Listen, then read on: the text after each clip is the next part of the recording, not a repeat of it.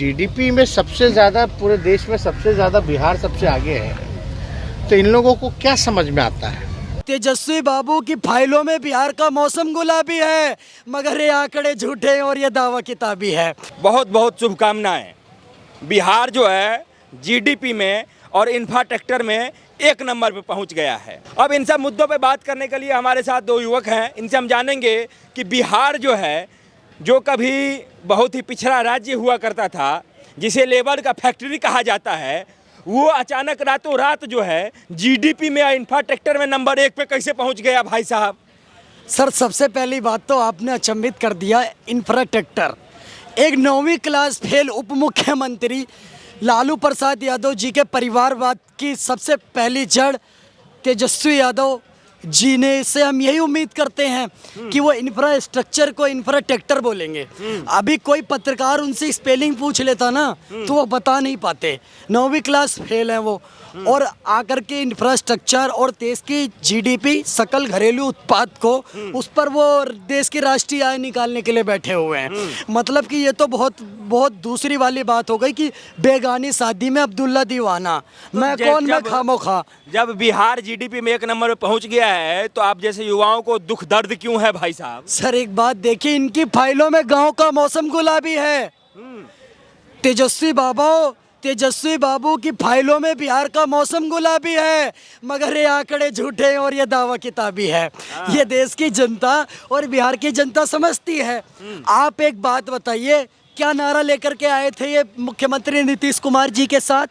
मुख्यमंत्री नीतीश कुमार जी के साथ नारा लेकर के आए थे, बिहार में बहार बा और नीतीश कुमार बा। पर भाई साहब, उस बहार की बात पे मैं आपको जानकारी देना चाहूँगा। अभी रैली पर पथराव, पिछले 24 घंटे का डाटा उठा के दे रहा हूँ, बिहार में 7 मर्डर हो चुके हैं। 7 हत्याएं बिहार के अंदर पिछले 24 घंटे में हो गई हैं, हो चुकी हैं। मुख्यमंत्री जी से पूछते हैं, जब पत्रकार जाके माइक लगाते तो कहते बाकी प्रदेशों के मुकाबले बिहार में कम है।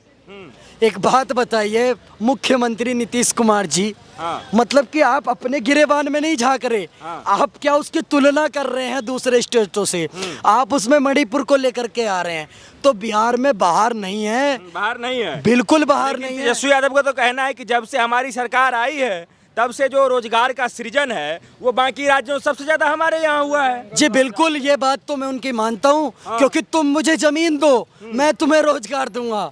तुम मुझे जमीन दो, मैं तुम्हें नौकरी दूंगा। इस पद को अगर किसी ने बढ़ाने का काम करा है तो वो नीतीश कुमार जी के नेतृत्व वाली सरकार, जिसके उप मुख्यमंत्री हैं कौन?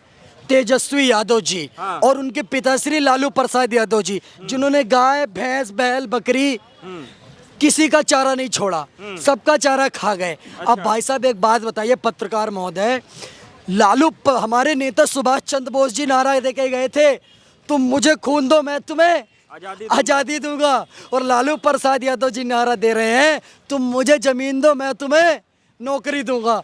आप देख लीजिए किस ओर है। 4 लाख का मकान लिया था तेजस्वी यादव उप मुख्यमंत्री बिहार सरकार। डंके की चोट पर कहता हूँ, सीबीआई ने बकायदा आरोपी बनाया हुआ है उनको अपनी चार्जशीट के अंदर। वो जेल जाने वाले हैं और आकर वहाँ रोजगार सृजन की बात करते। शर्म नहीं आती तेजस्वी यादव आपको? वो कह रहे हैं कि हमारे बिहार का जो इंफ्रास्ट्रक्चर है, इतना पुल हम बढ़िया बढ़िया बना रहे हैं, इतना बढ़िया बढ़िया जो है सो काम यहाँ पे हो रहा है, सड़क हाईवे सब बना रहे हैं, रोजगार का सृजन इतना बढ़िया हो रहा है, फिर भी आप लोग उनको विकास को जो है सो मानने के लिए तैयार क्यों नहीं हो रहे हैं? पिछले विगत जितने वर्षों से इनकी सरकार है, कितनी भर्तियां निकाली इन्होंने? पुल तो बन रहा है ना जी। एक बात बताइए पत्रकार महोदय, पुल, ऐसा पुल बना रहे हैं बिहार के अंदर, भ्रष्टाचार से लिप्त पुल। बचपन में सुनते थे चिड़िया उड़, तोता उड़, मैना उड़, नीतीश कुमार जी का 1717 करोड़ का पुल उड़। अरे वो रोजगार का सृजन करता है भाई। पुल उड़ गया। एक पुल अगर 3 बार महोदय 1717 करोड़ का पुल उड़ गया तो अब एक बार बताइए। 3 बार। हाँ, तो 3 बार में रोजगार का सृजन नहीं हुआ। उसमें लोहा, गिट्टी, सरिया, सीमेंट, बालू सब लगा, फिर मिस्त्री फिर से काम करेंगे, लेबर फिर से काम करेंगे, तो रोजगार नहीं बढ़ रहा है। भाई साहब ये कैसन इंफ्रास्ट्रक्चर बा? भाई साहब ये कैसन इंफ्रास्ट्रक्चर ट्रैक्टर, ये जो इन्होंने बोला ये कैसन इंफ्रास्ट्रक्चर बा? भाई साहब तेजस्वी यादव जी, नीतीश कुमार जी, आपको शर्म आती है कि नहीं आती है? भ्रष्टाचार युक्त पुल, आप बात करते थे भ्रष्टाचार मुक्त बिहार, आज भ्रष्टाचार युक्त बिहार, क्राइम युक्त बिहार, अपराध युक्त बिहार, बेटियों महिलाओं का शोषण युक्त बिहार और अपराधियों युक्त बिहार, गोलीबाजी युक्त बिहार। आपके जैसा एक पत्रकार अगर वहाँ पर अच्छाई की आवाज़ उठाता है तो उसकी गोली मार के दिन दहाड़े हत्या कर दी जाती है। संसद से बिहार के सदन से 5 किलोमीटर दूरी पर एक महिला की पिछले 24 घंटे में हत्या हो गई। ये है भ्रष्टाचार मुक्त और अपराध मुक्त बिहार। क्या कहते थे आप? बिहार में बहार बा, नीतीश कुमार बा, बिहार बेकार बा क्योंकि नीतीश कुमार बा, बिहार बर्बाद बा क्योंकि नीतीश कुमार बा। अच्छा, इस बात को आप मानते हैं कि नहीं? तेजस्वी यादव कहे थे कि हमारी सरकार आएगी, हम पहली कैबिनेट में नौकरी घास देंगे, 10 लाख नौकरी दे देंगे। आप काहे नहीं लिए नौकरी, 10 लाख नौकरी जब वो घास के दे रहे थे पहली कैबिनेट में? सर, सबसे बड़ी बात बताना चाहता हूँ, एक शिक्षक की भर्ती अभी 5 दिन के पहले की बात है पत्रकार महोदय, बिहार के अंदर एक शिक्षक की भर्ती होती 10 लाख पदों पर पेपर के लिए, बाकायदा कोई इंतजाम ही नहीं है। छात्र स्टेशन पर लेटे हुए हैं, जहाँ स्टेडियम होना चाहिए था वहाँ भैंसें नहलाई जा रही हैं, जहाँ एम्स होना चाहिए था वहाँ नाले बह रहे हैं, जहाँ बिहार सरकार को ग्राउंड बनाना था, क्रिकेट का मैदान बनाना था, वहाँ पर बिहार सरकार नाले बना रही है, कूड़ादान बना रही है। ये कैसा शासन है? क्या कहना चाहेंगे भाई साहब? बिहार जो है सो क्या बोलते हैं उसको, इंफ्रास्ट्रक्चर में, और जो है सो क्या बोलते हैं उसको, हम भी भुला गए अब, जीडीपी में 1 नंबर पे पहुंच गया है। तो खुशी तो हो रहा होगा अंदर? हाँ, मेरे भाई ने ऑलरेडी सारी चीजें कवर करनी है, लेकिन जैसे कि अभी आप बात कर रहे थे नौकरी की, 2022 में जब से वो मुख्यमंत्री बने हैं, 2020 में उन्होंने वादा किया था 10 लाख नौकरी देने का, और वो भी 1 महीने के अंदर। 2022 से वो उप मुख्यमंत्री हैं बिहार के। कैसे नौकरी देते थे वो 10 लाख?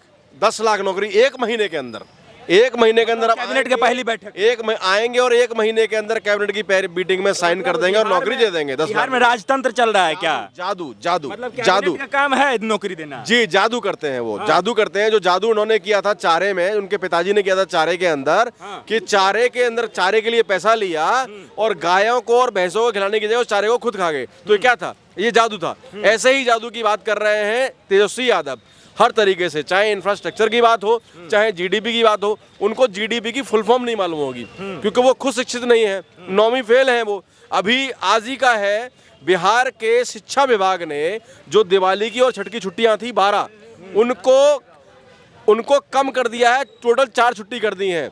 छठ की छुट्टी कर दी है 2, और दिवाली और उसकी छुट्टी कर दी है 2, 4 टोटल छुट्टियां कर दी हैं 4।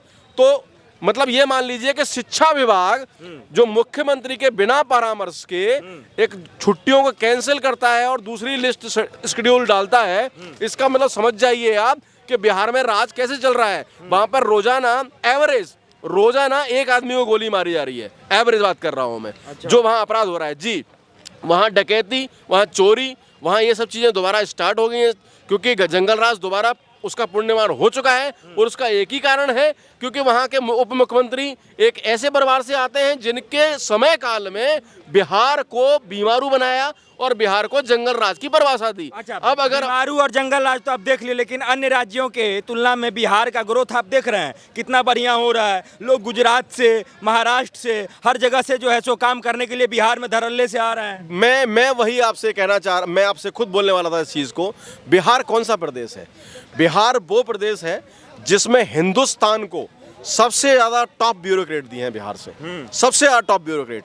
वहाँ बिहार की धरती से सबसे नीचे काम करने वाला मजदूर भी मिलता है और सबसे टॉप का काम करने वाला वहाँ से ब्यूरोक्रेट भी मिलता है। लेकिन उसी बिहार के लोगों ने, उन बिहार के लोगों ने, जो बिहार के लोग देश चलाने में मदद करते हैं, चाहे मेहनत से हो चाहे पेन से हो, उस बिहार के लोगों ने कैसे एक 9वीं फेल को उप मुख्यमंत्री तक पहुंचने दिया? ये बिहार के लोगों की गलती है कि नहीं है? अभी अब बात हो रही है जातिगत जनगणना की, बिहार में बात हो रही है। आप मुझे बताइए, क्या ऐसे विकास होगा? क्या ऐसे राजनीति होगी कि आप जातिगत जनगणना की बात कर रहे हो? मतलब जाति के हिसाब से आप बाइफरकेट करके लोगों के वोट लेना चाह रहे हो ऐसे? क्योंकि उनको मालूम है कि यादव तो हमारा वोट है ही है, MY फैक्टर उनका ही है, मुस्लिम और यादव दोनों फैक्टर है ही उनके। ओबीसी में भी वो टुकड़े करना चाह रहे हैं नीतीश कुमार जी, और इसी चीज पे चल रहे हैं आपके लालू यादव जी। बिल्कुल सर, सबसे पहली बात तो मैं कहना चाहता हूँ, एक परिवारवाद से मुक्ति और तुष्टीकरण से मुक्ति आज भारत क्या बिहार की सबसे बड़ी मांग है। अगर ये दो चीज़ें बिहार से गायब हो जाएंगी, बिहार का automatic infrastructure, development, growth rate सब कुछ सही हो जाएगा। दूसरी प्रमुख चीज़ कहना चाहूँगा, बिहार के पूर्व मुख्यमंत्री लालू प्रसाद यादव जी और उनके पुत्र बिहार के उप मुख्यमंत्री वर्तमान के तेजस्वी यादव जी झूठ बोलने का, अगर सबसे बड़ा झूठ बोलने का काम करते हैं तो ये लोग करते हैं। लालू प्रसाद यादव जी आज क्या बोलते हैं कि मैं जा रहा हूँ बैठक करने के लिए, प्रधानमंत्री निर्धारित करेंगे बैठक के अंदर। जेडीयू का एक भी सांसद नहीं, जेडीयू का एक भी सांसद नहीं, आरजेडी का एक भी सांसद नहीं। आप कैसे प्रधानमंत्री बना देंगे भाई साहब? वो लोग तो उनके खुद के लालू यादव तो खुद अध्यक्षता कर रहे हैं पूरे विपक्ष का। भाई साहब वही तो पूछना चाहता हूँ, पलटू चाचा के पास खुद तो 47 विधायक हैं, कभी जिसको गाली देते थे उसके साथ गलबैया मिला करके सरकार चला रहे हैं, कभी जो कट्टर दुश्मन होते थे, सांप और क्या बोलते उसको नेवले की लड़ाई, जो सांप और नेवले की लड़ाई चलती थी। भाई साहब मैं अभी भी कहना चाहता हूँ, देश की जनता मूर्ख नहीं है।